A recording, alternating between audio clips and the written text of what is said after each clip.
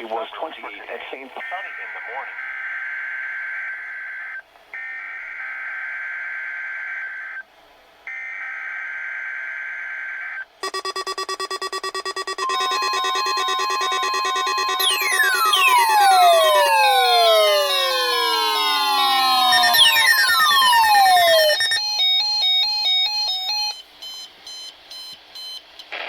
The National Weather Service in Chanhassen, Minnesota has just activated the warning alarm on 13 weather radio stations across central and southern Minnesota and west central Wisconsin.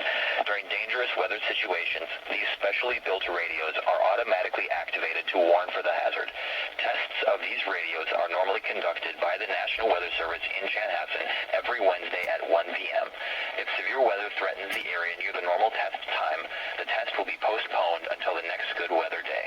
The warning alarm will be activated for selected watches, warnings, and statements affecting central and southern Minnesota and west central Wisconsin. This concludes the test of the warning system. We now return to normal programming.